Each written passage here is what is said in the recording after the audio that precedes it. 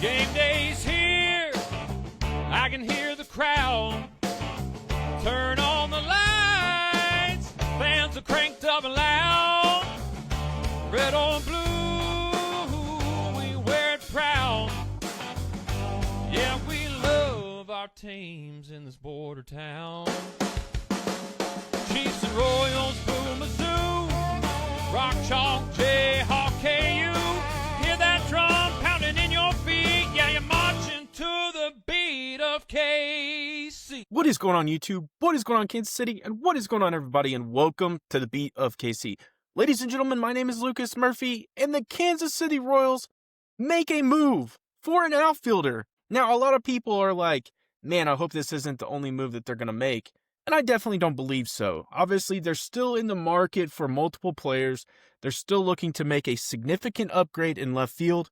But this is really a significant addition when you look at kind of creating depth and potentially challenging to play center field on a more regular basis, which still could shift a Kyle Isbell type player to more of a fourth outfielder.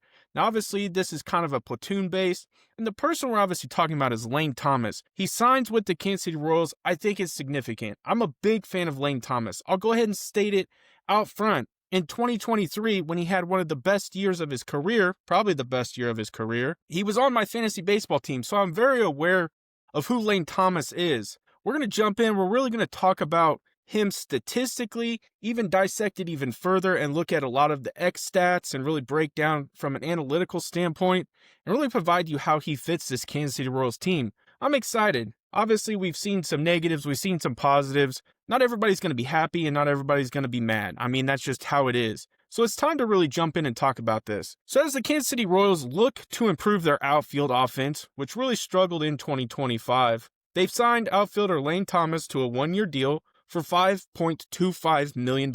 I'm right out the gate for that. I'm completely satisfied with that. It's a go earn it type of contract and see what you can do. A fast, very fast, power-oriented right-handed bat, which we needed. We know that that was stated multiple times, really kind of leading into the offseason and has been said throughout the offseason. And he has experience in both the National League and the American League. Now, his American League stats really aren't a whole lot to talk about. It's where he really excelled in the National League with the Nats. Thomas has showed flashes of impact production and also has had some recent struggles, which we'll talk about. Really what we're going to do is identify his 2023 to 2025 seasons, but he's played for 7 seasons in the major leagues. He's gone through a few teams. And one of the things I really want to jump out as, and obviously we're not going to dive too deep into, is 2022. I think that's really when things started to click for him at the plate specifically. In 2022 for the Nats, he would hit .241 with 17 home runs, 52 RBIs, and he would record 41 walks. Now, he is kind of known to strike out at a decent rate, and we'll talk about that too. But a lot of these statistics we're going to provide you come from Baseball Savant because they really dive in and provide you a good perspective of who Lane Thomas is. And so let's jump on in. So recent years, and again, like I stated, we're going to go 23 to 25. So in 23, he had a .268 batting average, .315 OBP, and he had a .468 slug with a .783 OPS.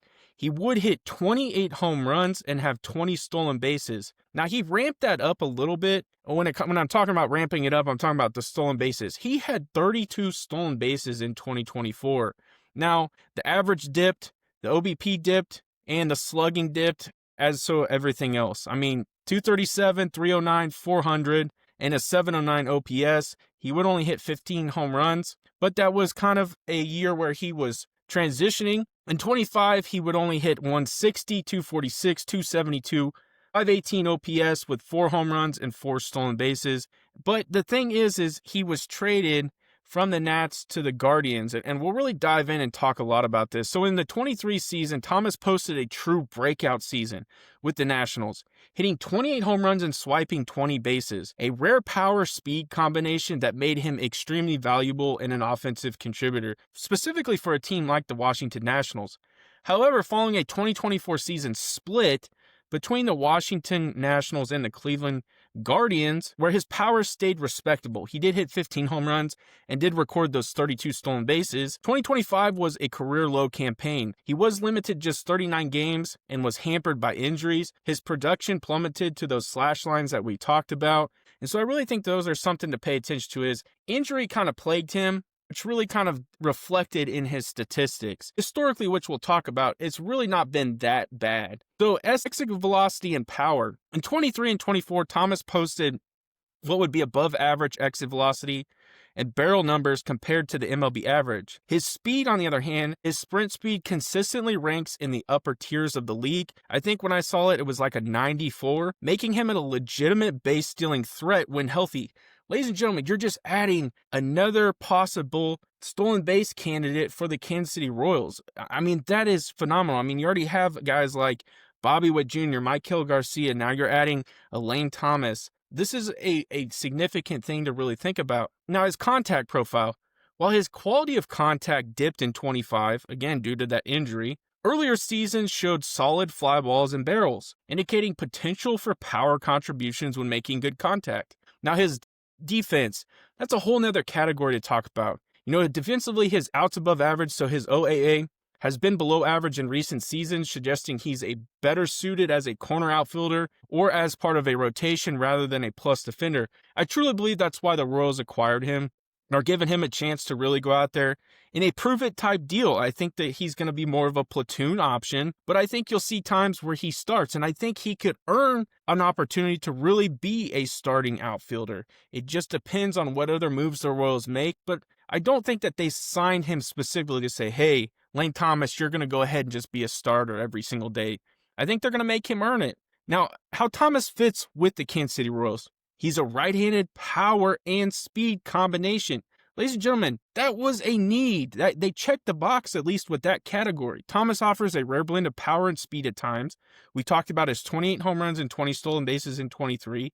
A combination that fits well in the lineup, needing balance and extra base threat potential. You really got to think about how Kauffman Stadium is. It's a graveyard. You know, he's going to be able to hit some doubles and really click and turn on that speed and turn some doubles and maybe some triples and do some pretty impressive things on the bases. Now, platoon or depth role. Given his historical splits and defensive limitations, Kansas City might consider him as a platoon bat or a depth outfielder, and I believe that, again, that's what he was signed for. He could be a foil to lefty-dominated lineups as provided rest days for regular starters.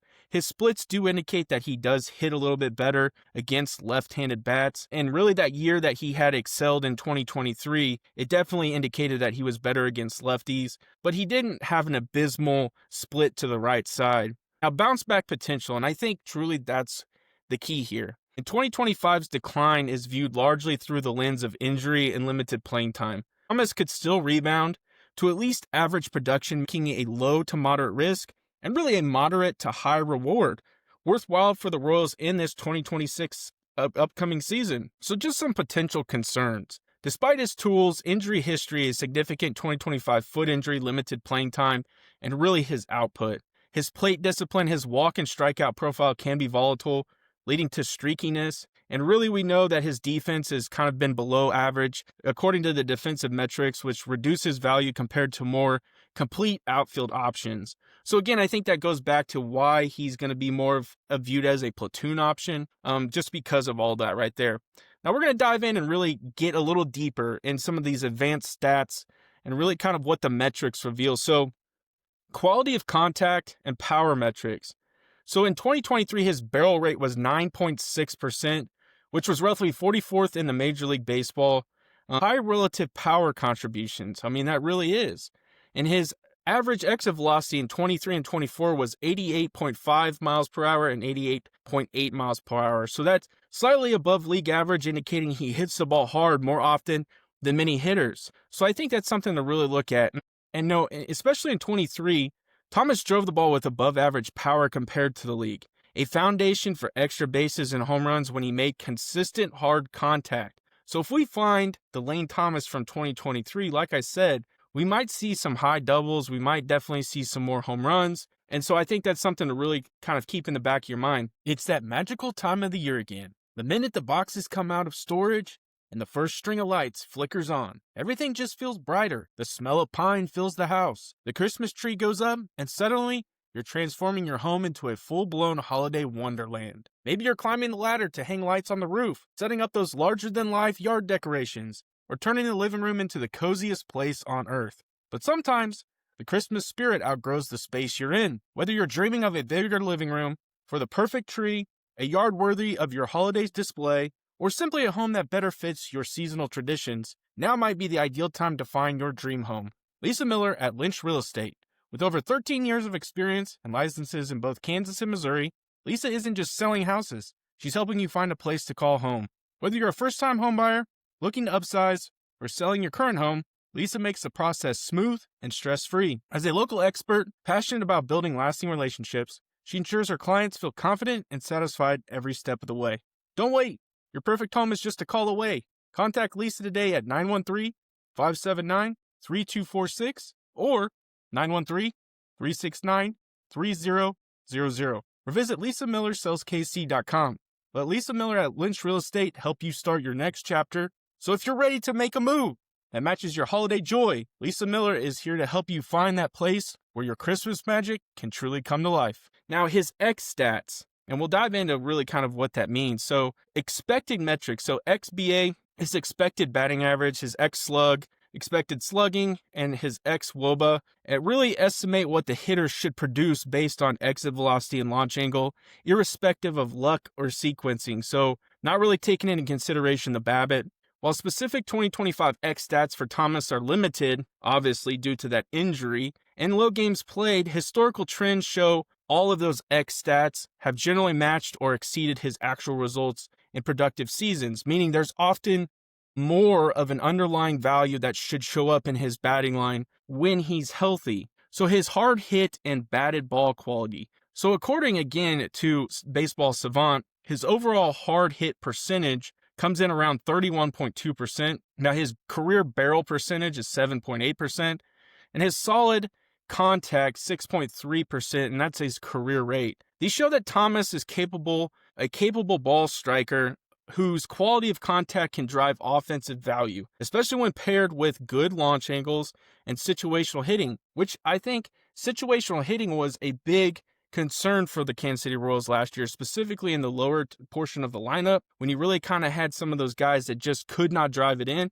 And a lot of the time that was affiliated with the outfield positions. So I think adding a veteran like Lane Thomas could really elevate that category. And so sprint, speed, and base running. His sprint speed has been, again, consistent strength, with ratings frequently in the top half of the MLB. And so I really think that's a significant thing because you're adding a speed option. You know, it would be significant if he could play really good defense because, man, that'd be even better. That speed translates to stolen base ability, so evident in his 20 to 32 stolen base seasons, as well as better chances of legging out infield hits and improving defensive range. So you're hoping, again, that he's able to kind of translate some of that speed into making some better plays in the outfield. So plate discipline, and I think that's something to really pay attention to as well. So his zone contact percentage, usually, again, above league average, meaning he makes contact on balls in the strike zone more often than many peers. His swing percent and whiff percentage, his swing rates can be lower than average, and whiff rates, especially in 25, were very elevated, indicating timing struggles compounded by small sample size. This suggests that when he's on time, he makes contact effectively. But timing inconsistently from limited games or injury in that 2025 season can really infiltrate and inflate those strikeouts and depress the production, which we really saw, I think, for sure in the metrics. So outs above average, and that's his defense again. So his outs above average has been negative in recent years, particularly in corner outfield spots. So we're going to have to see. I mean, I think the Kansas City Royals have a really good coaching staff when it comes to developing players to play the outfield. I mean, a perfect example, we could go back a little bit and talk about how Alex Gordon transitioned from third base to left field and became a multiple time Gold Glove Award winner. Now, he put in a ton of effort. We know who Alex Gordon was. But a more recent example is a guy who has never really played the outfield in Jack Caglione. Most of the time, he was a pitcher. He was a lot of the time a first baseman.